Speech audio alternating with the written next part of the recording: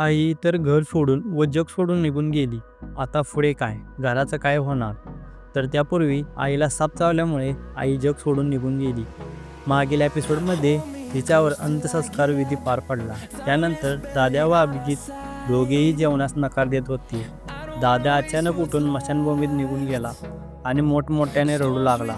तुमचं असं सर्व काही होतं आयुष्यातील एक ते सुंदर पर्व होता. सर्व काही असल्याची जाणीव आहे, पण तुमचं नसणं हीच मोठी उणीव आहे.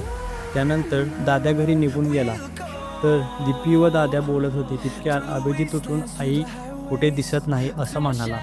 त्यावर दाद्याने त्याला जवळ घेतले व रडू लागला.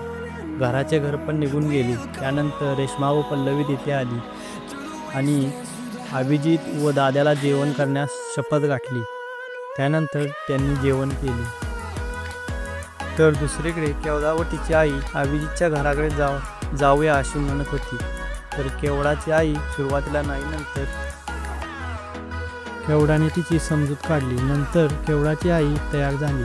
तर पुढच्या एपिसोडमध्ये केवढा अभिजितच्या घराकडे जाताना दिसणार आहे व अभिजितचे शिक्षण देखील अभिजितच्या घराकडे जाताना दिसणार आहे. तर पुढील 10वीचा कार्यक्रम व तिनावा पुढील एपिसोडमध्ये दिसणार आहे. तर तुम्हाला पुढचा एपिसोड बघायचा असेल तर चॅनलला आत्ता सबस्क्राईब करून घ्या आणि गुरुवारचा एपिसोड कधी येणार तर त्याच्यावर एक व्हिडिओ बनवला जाईल, तर तुम्ही पहा.